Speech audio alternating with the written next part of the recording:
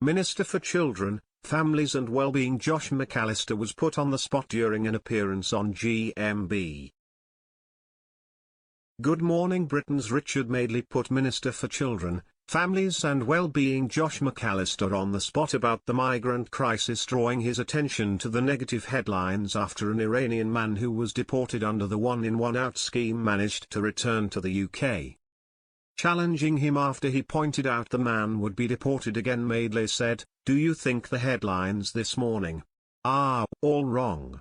It's like you are saying something like another good day from the one-in-one-out scheme." "No, of course I don't think that," McAlister insisted. "But the scheme is working. If people who've come here illegally and been returned to France, then try and do it again, they will be sent back. You know, this guy has used his money to do this. He's being returned again. And that's quite right, and that will happen. So if he comes again, he'll be returned again. And we want that message to go out to people that are considering making the crossing, that if they try to cross, they will be returned."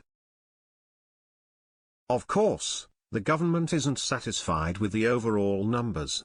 We've come in at a time when we had an enormous asylum backlog, nearly 100,000 that have led to all these hotels. We've got a terrible system of right-to-work checks. We're fixing that both with the rollout of digital ID that will come very soon, and also with the enforcement action that we're taking. We're also starting new partnerships with countries like Germany. There was National Crime Agency action in Bulgaria last week. So no one thing is going to sort this problem, but the government is earnestly, seriously and determinedly focused on sorting this issue, and we are not satisfied with the total numbers, McAlister conceded.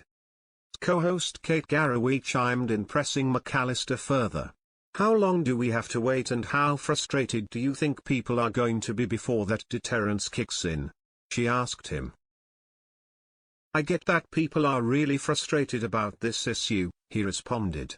"There's been so much noise made about it, particularly by politicians, and the situation hasn't improved.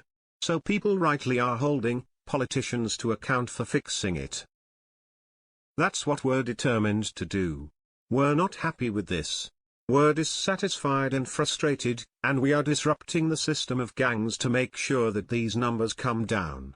That's what the new Home Secretary is totally focused on." Interestingly, I think this guy who crossed has claimed that there is some exploitation that he's experienced in France.